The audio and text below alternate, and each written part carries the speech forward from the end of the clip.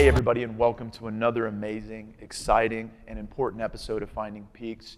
Your host, founder, president, chief executive officer, Peaks Recovery Centers, Chris Burns. So grateful to be here today, and joined by combat veteran, Sam Peterson, EOD technician, 2 tours in Afghanistan, master's in business administration, owner and founder of Mind Spa Denver.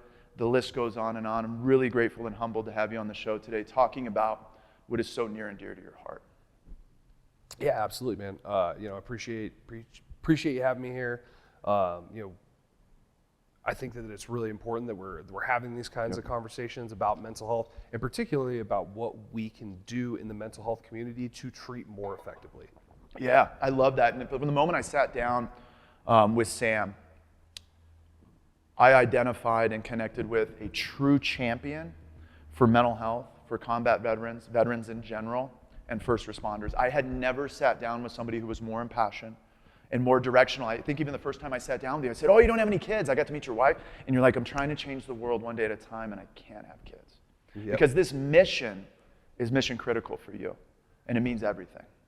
Yeah, it really does. I know that I can't be the founder, CEO, and change maker that I want to be, and be a present father at the same time. Mm-hmm. There's just not enough hours in the day. Yeah. And that's a decision that me and my wife are very, very aligned on, mm-hmm. and I have no regrets. It's really fulfilling, because I think it's one thing. Being a parent is great. You're especially being a good present parent. You're giving a gift to the world of raising a great citizen. That's really great. But where I get that kind of cup filled is we lose so many great fathers, mothers, sisters, brothers to suicide in the veteran and first responder community every day. These are people who have discipline, selfless service, and community just grafted onto their skeletal structure. They are service. They are providing, the protection and the healing on your literal worst day, especially with first responders. They're providing that to you, and giving that piece of themselves has some serious baggage. Mm-hmm. Just especially when we're talking about trauma. Yeah. And I think it's the most incredible thing to be able to see a happy family when you're done, when you've helped someone get through that worst time in their life, get to the other side and actually get healing, and you get to give the gift of that parent, brother, sister, mother, father back to their kids, back to their community. And it's not just about healing that trauma, but you have the ability to grow from it. Mm-hmm. And to take that negative input and turn it into positive output. Mm-hmm. In family systems that never thought that was possible, which is just really, really beautiful. And we're going to get into what you guys are actually doing down there, which is cutting edge, bucking the status quo, innovative, and so much more. But I wanted to kind of check in on your early career and why did you decide? Why were you impassioned to join the military? What was it for you? I just want to get the hell out of my hometown. Yeah. And one of the things I really didn't realize, so my father had a traumatic brain injury. From before I was born, my dad was a roofer, and he fell off a 3-story roof and landed on a bed of concrete. The only reason he was alive is because of the wooden step at the bottom where his head hit. It just, growing up with the emotional equivalent of a 15-year-old who, if he didn't like what I said, and I'm a very loud, opinionated person, my head would go through a wall. So right. I wanted to get the hell out of that situation as fast as I could. So we went to the recruiter, and we took the ASVAB, and after we took the test, the recruiter kind of pulled us to the side, and he's like, you guys scored in the kind of upper higher than the 75th percentile. Are you sure you want to go into a job that has a score requirement of the lower the 25th percentile? And I was like, keep talking, uniformed man. And so he's like, well, there's a couple more options that you qualified for. And so he started showing us videos. The first one he showed us was counterintelligence. And I was like, that was a trailer of people sitting in a tent looking at a computer screen. not my gig. I want to be Action Jackson here. Yeah. And the second one, it was like explosions, bomb suits, robots, and I was like, you just checked literally every box I didn't know I had. Let's go. Yeah, let's go. Oh, I'm guaranteed this. Yeah, you're guaranteed it. Yeah. And enter into the hardest academic school in the Department of Defense with an 85% dropout rate. Yeah. Oh yeah, man, it's tough. It's over 50 tests, and if you fail, like you can get rolled back or just kicked out. Oh wow. Yeah. It's not to get into like how the whole system works, but it's a very rigorous selection process to really get to people who have the cognitive capability to take on some of the most complex and dangerous problems that we have, especially when we're talking about counterinsurgency, and that especially at that time that was in like 2008, 2009, when Iraq was entering that really heavy IED phase. That was the biggest threat that was facing our troops. Mm-hmm. So hell yeah, I was like, well, yeah, let's do it. Yeah. I love bombs. I like explosions. And, that was all well and good, but, one of the things they don't tell you going into EOD is how high the suicide rate is. And EOD has one of the highest suicide rates in the entire Department of Defense because of that relationship to traumatic blasts. It was interesting when you were telling me about this the other day. I was shocked to hear that. Not only the blast, but potentially, what is the cost-benefit analysis done on the mental health of people like searching for these things? I mean, I don't like to step on cracks on the sidewalk, Sam. You know what I mean? I'm like, whoa, hey. That's my mother's spinal cord Exactly. We're playing with here. So, I mean, just the compounding effects of not just what's potentially going to happen, but what I'm searching for, what I'm walking over, and who I'm potentially doing it with or not. Well, there's a big distinction to make there. Most of the time, EOD techs are not searching. Mm-hmm. We are responding to. Responding to found. Unless you're in a special operations environment where you're running with, a team of Green Berets. That's the scenario where you get put at the front with the metal detector. Kind of like going around. Okay. Oh yeah. Okay. It's all on the wrist. It's all on the wrist. It's all on the wrist. It's all on the wrist and the ear. We had talked earlier, and I think we've talked quite a bit about the connectivity and the brotherhood that you had over there.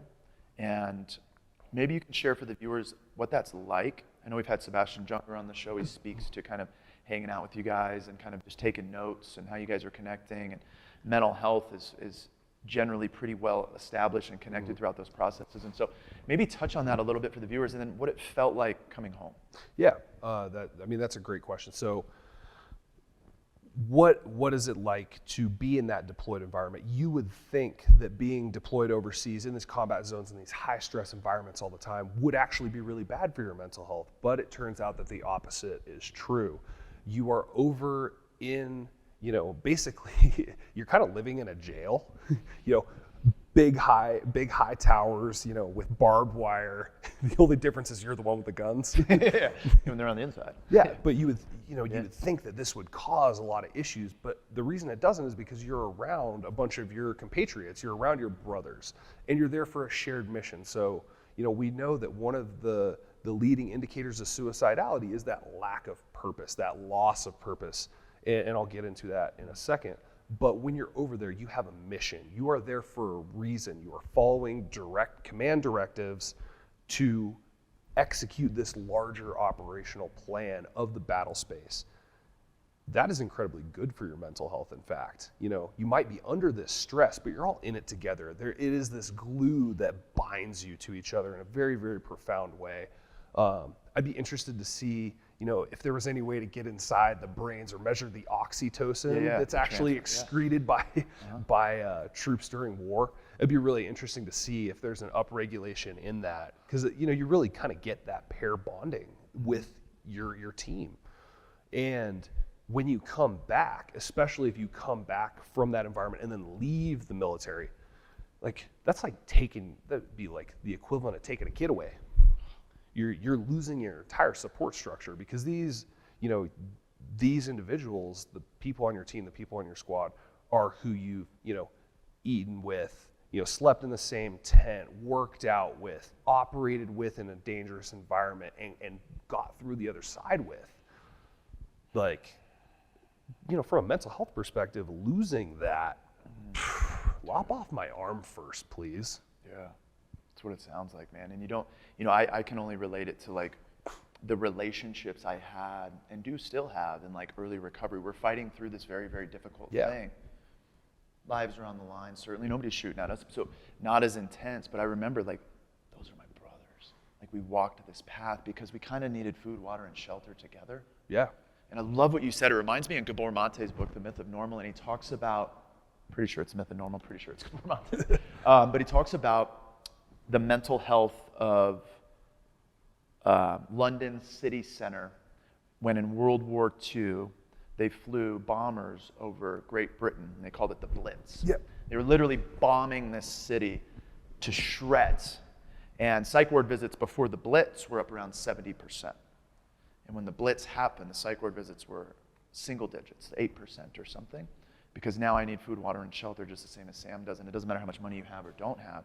We're connected with family, community, and culture in this very intense way. And that's kind of what it reminds me of, is this coming together in a profound way that I don't know that we can necessarily experience here stateside. I think there's a few places that we can. Combat sports is a great place. Like you were in that, you know. And we were talking about jiu-jitsu the other day. Mm-hmm. It's a great place to find it, kind of that shared struggle. Also business. I mean, I'm sure with you and your business partner, and I can tell you this for me and the partners that I have in business, like, man, you get tight, especially once you've gone through some really heavy shit together.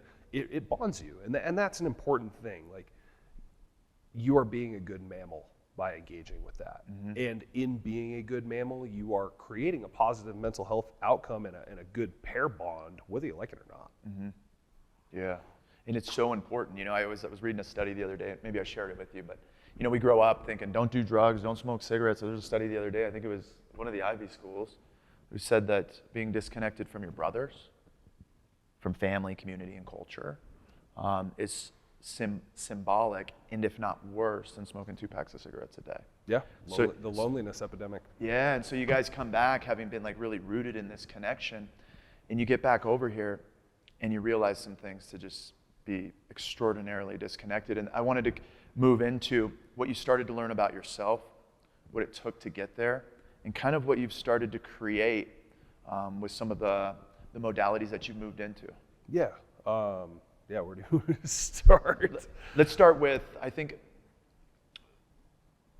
not just the disconnection when you got back home, but maybe where you found yourself in that disconnection, and where you started to move into your recovery. Yeah, so I mean, it really, really hit me, like when I had just gotten back from my second deployment. I got hurt, I got sent back early.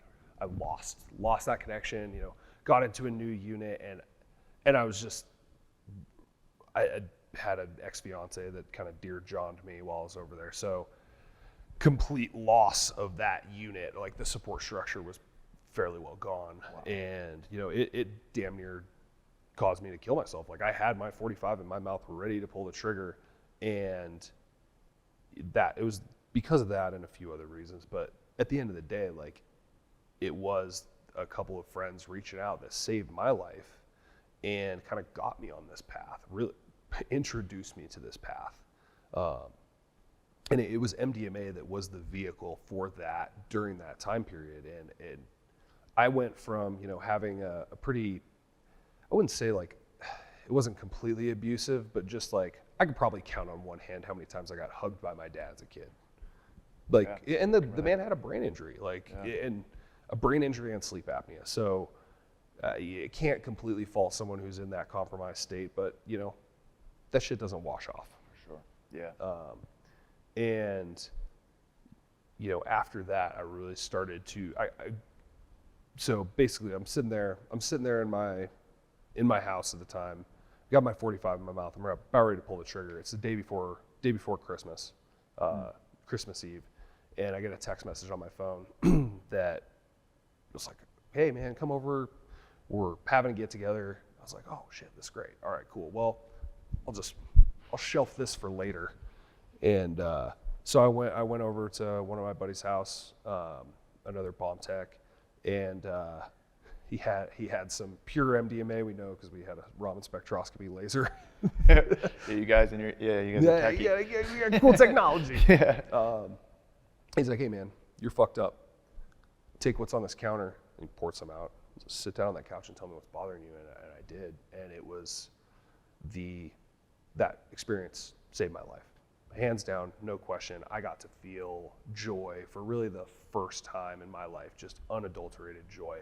And it felt like someone took my soul out of my body, washed it really well with bleach, and stuck that fucker back in. Wow. And it just changed my entire paradigm, because I used to be really evangelical Christian. I always thought the dairy line was telling the truth, that drugs are putting holes in your brain. Yeah, right. And everybody who did it was a bad person. Away. Oh yeah. Yeah. And it really opened my eyes. Like, oh no, this isn't the case. And I had been on a litany of mental health drugs, of psychiatric drugs, plenty of SSRIs, beta blockers, and everything. The world was numb. I was like, I'm done. And I was having panic attacks all the time. So not a good situation. And this was like, oh my God, like there is a substance out there that can give me this peek into bliss. And the cool thing was that it wasn't just this one and done experience. Afterwards, it was like, I could breathe again. And it gave me that space. The integration. Yeah, it gave me that space to go, okay, maybe life's not so terrible. And not only is life not so terrible, but I can claw this scenario back into my favor and really use it. And I didn't really understand the mental health implications until later. It was about 5 months later when this whole thing just really hit me square in the chest. And it was right before Memorial Day, the weekend before. I was talking to one of my mentors. We're in the motor pool, just smoking and joking, having a great time. And I was the last one to ever talk to Neil at the unit. That was the last time I ever saw him. On Memorial Day, walks out into his backyard and blows his head off with his 3-year-old kid in the house. And it just floored me. And it's like, oh my God. He was in that same spot. And he didn't get that text like I did. He didn't get to have that experience like I had. And I know that if he had, he'd still be alive. I have no question about that. And from that point forward, it was like, just out of that grief and out of that pain, it was like, it wasn't quite that the sky opened up. There was just this little voice inside that was like, hey, motherfucker, this is your job now. Yeah. Like, you're going to learn everything you can about this, and you're going to do this for other people because someone saved your life. And we lost a really amazing dude because this wasn't available. Yeah. And yeah, that was the pivot point. That was it. Holy smokes, man.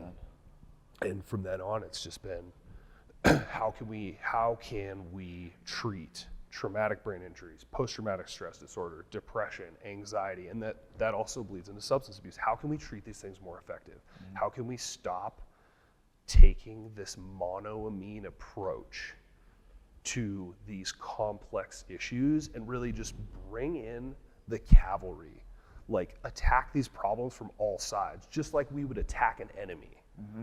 Like, I'm not just gonna, if I'm gonna war with an enemy, am I just gonna use one howitzer? Right. No. Right. No. Yeah. I'm gonna bring in the Abrams tanks. I'm gonna have artillery backing them. We've got Overwatch from air assets. Yeah. I've got my infantry, and that model is kind of not to merge mental health and war, but it kind of is for sure.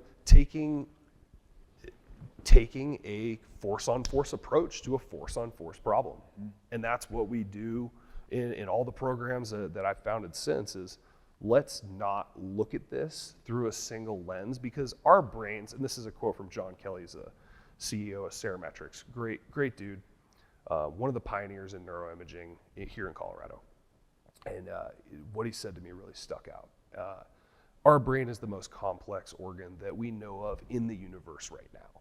It is its own pharmaceutical company. It reacts to stimuli. It makes its own drugs. And taking a monoamine approach to treating that complex system isn't just stupid, it's bad medicine.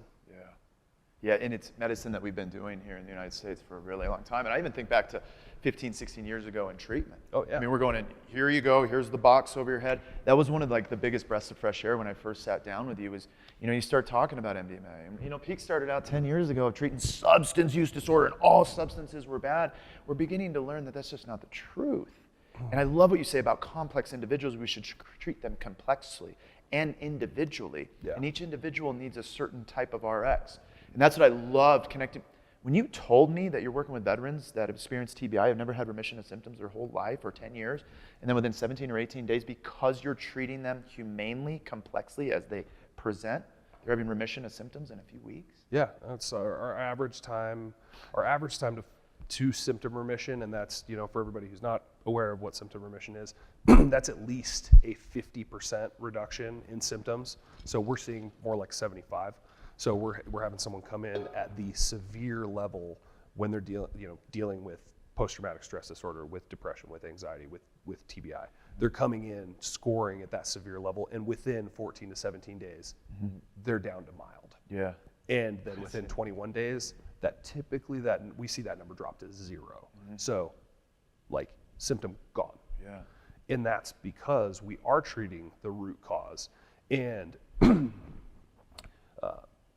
when it comes to traumatic brain injuries, PTSD, depression, anxiety, what I don't hear people talking about is what all those things have in common. And the two things that those issues have in common in the brain is, one, they are highly inflammatory. So they are causing an inflammatory cascade in the brain. And two, they affect neural connectivity. So we talk about PTSD. If you were to look at the brain of someone with post-traumatic stress disorder, what you would see if you could peel apart the layers and see the firing circuits is you would see an underactive prefrontal cortex, and an underactive executive functioning center, and an overactive amygdala. So you are having your fight, flight, or freeze function, the emotional center of the brain, driving your experience all the time, constantly. Yeah. And the thing is, like, we can do something about that. We have the technology. We can rebuild those neural networks pretty quickly. And it starts by, one, just taking the temperature down on that inflammatory process that's going on in the brain, and then encouraging the brain to start to rewire with more effective tools.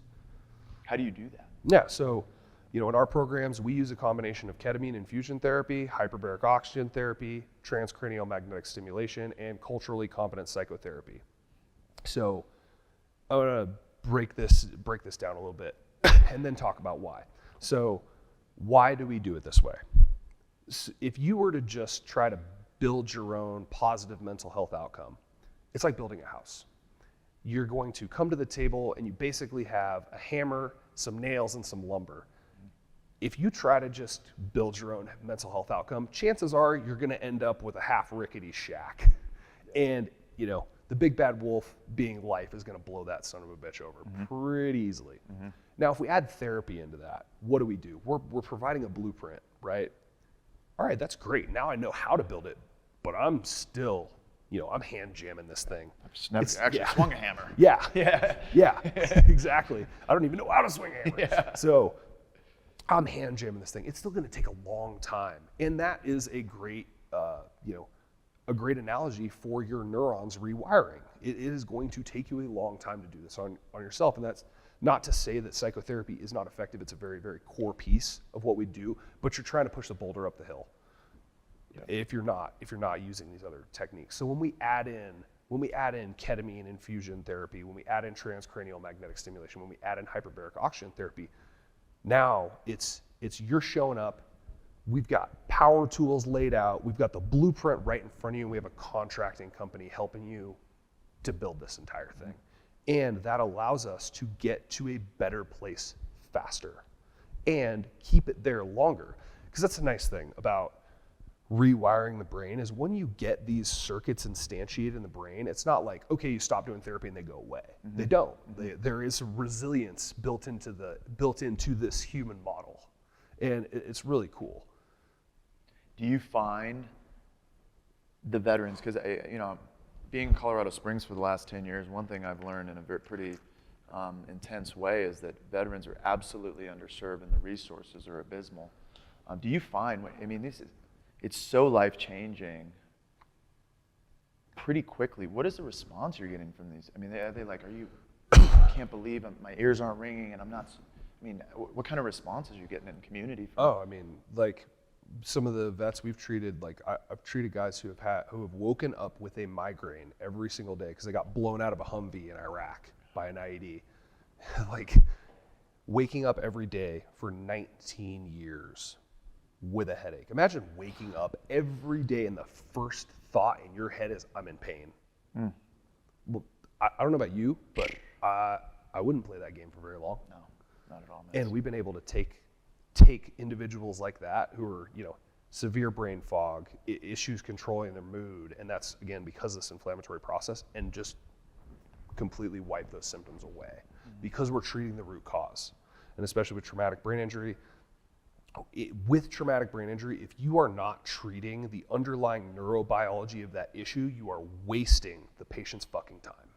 I love that you said that. Yeah. I love that you said that. It's just a simple fact. The brain is it is a hypoxic injury, and I'll explain why. So I've got a nice little analogy to make this simple. So the blood vessels in your brain, especially in certain parts of the brain, are very, very small. They're so small that a single red blood cell can pass along that vessel at a time. Imagine this, like we're here in Colorado Springs, you're driving up to Aspen, you're going over, I believe it was Liberty Pass, that road is super narrow. Oh, Independence. Independence Pass, yeah. You're driving over Independence Pass, it's pretty much a single lane, and there's a cliff on the other side. Sure. So imagine you're the red blood cell, so you're a truck that's full of oxygen, and that is your only pathway to the village on the other side. That village on the other side depends on your delivery in order to heat their homes in the winter. So if all of a sudden there's a rock slide because of this inflammatory process, your truck ain't getting through. So what happens on the other side? What happens in Aspen Village? Well, they're not just gonna die, they're not just gonna freeze to death. So the cells switch over from burning natural gas, which is what you're bringing, to burning their wood stoves. That's going from cellular respiration, which is a clean way to make energy, to what's called anaerobic glycolysis. That is how cancer cells make energy. So that burning that wood stove, you can imagine all these cells, all these houses in Aspen are burning these wood stoves. They're increasing the amount of carbon in that valley. And that has negative consequences to the cells in that space, to the people that are living there. They're gonna end up with more issues. That's exactly what happens in the brain.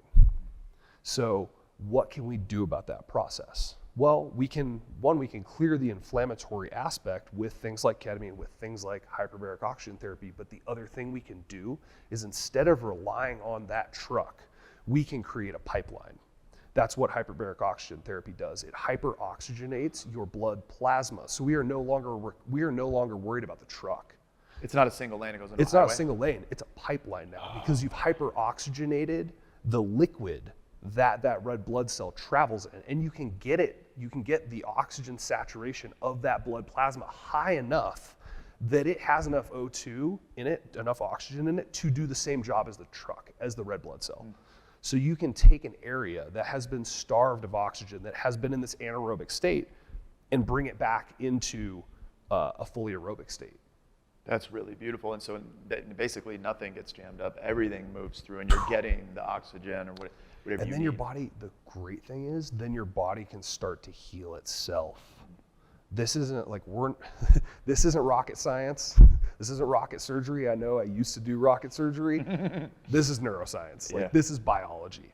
And it's really wonderful. And especially when you take into account proper nutrition, proper exercise, you can literally give the body and the brain all of the resources that they need to heal the injury. Yeah, man. We're talking like with combat veterans, first responders, with Sam, and talking about healing. Healing, right? We don't hear that a lot in our medical model. We're in the business for repeat business and come back for more. We're all about response, not about remission. No. There are enough sick people that we do not have to play that game. Yep. Let's play get better next, get better next. Yeah. There's a line out the door, around the block, and down the interstate of people who need this. Yeah. People who are just crying out for help, for something that can take that burden off and then help them get to the next level. And that's not to say that anything that we do is a magic pill. You still have to do the work. Yeah. You're still showing up to build the house. If you don't pick up a hammer and a saw, nobody else is going to in that team, Right. In your biology. So that's not to put the onus on the treatments themselves. I think that's also a trap that a lot of people can fall into, is like, oh, well, this one thing didn't work. Yeah, well, it's not a magic pill. You still got to put in the effort. What was it that you experienced differently than what you're organizing for the people that need it the most when you went and tried to seek services for your mental health? I mean, I ran into the traditional, traditional model. Like, I got thrown SSRIs, that beta blockers, was on some trazodone for a while, and it didn't make anything better. It made everything gray. And then when I got introduced to these therapies, just really started seeking them out. I started a nonprofit for veterans who were struggling, and started to kind of piece together all of these disparate pieces. They already existed, ketamine, TMS, hyperbaric. But no one had put them together. I'd never heard it until I met you. Yeah, and it's like no one had put them all together. And I was like, man, I'd bet if we just stacked these, we could get some really amazing results really fast. And so raised money to try it. I tried it on myself first. So it was like, all of a sudden, lights are on, and I am home, and I'm happy about it. And then my former business partner at the time, he had been blown up in Afghanistan, then got in a car wreck where he lost consciousness. Then he fought professional Muay Thai kickboxing for a year, and was having severe post-concussive migraines, 5 to 6 hour long episodes, throwing up. He's in so much pain. Oh my gosh. And we put him through a protocol that we helped develop, and gone. All that shit was gone. Yeah. And that was another real big light bulb moment. It's like, oh wait, hey, I may not be a doctor, but we're onto something here. Yeah. And I bet you we can put together a team around this concept. And that's what we did. We started the outpatient psychiatry clinic called Mind Spa up in Denver. And then that's still rocking and rolling. And then we also have Patriot Power Up, which is, our inpatient treatment program up in Idaho. We can serve the entire United States. And we're doing all this stuff under the banner of the VA Community Care Network. That's beautiful. And are you finding that the VA is coming in and supporting your guys' efforts because it's so efficacious? They're starting to. Okay. We're starting to show the results. The program's only been around for a year. Sure. The current environment that we're in, the VA is over budget right now, and one of the primary causes, at least what they're saying the primary cause is runaway community care costs. And unfortunately, we get put in that bucket, even though we're doing what nobody else is doing. Right. So it's been a little bit of a struggle, but like I said, the providers are coming around. We're seeing the efficacy. We're seeing those 45-degree angles, increase in executive function, complete relief from symptoms. We're seeing these guys come back to life. And people are starting to take note. Yeah. It's a big deal what you're doing in the community, man. And Thanks. I really connect with it and value it and want to be close to it, because I can remember when we opened Peaks, and my brother coined the core value to disrupt the industry through quality of care, and like what that meant to me. Oh yeah. And was so near and dear to my heart, and I feel it even more so with you and with your mission and your vision and the Mind Spa and certainly your resume and the people that you connect with. Like, what is your goal, your dream? What do you see happening, and where do you find yourself in that process? Yeah, I want to improve the way that mental health is treated in this country, and move towards value-based care. Yeah. Like, that'd be amazing. Yeah. Yeah. And I think that there is the incentives are aligned, right? If we can treat people more effectively, not only can we make their lives so much better in a relatively short period of time, if you think about it. Like, anywhere from 30 to 60 days. I mean, dude, 1 to 2 months, come on. Like, in 1 to 2 months, your life could be so much better than it is now. You could be feeling better and engaging with your environment instead of retracting from it. That's huge. Yeah. We have that right here. And also, people who are feeling better and not in their deep, dark cave or having panic attacks all the time or suffering from substance use disorder, they use the medical system less. They take care of themselves more. Yeah. What does an insurance company want? Right. Spend less money. They want you to pay your premiums and not go to the doctor. Yeah. Less ER visits.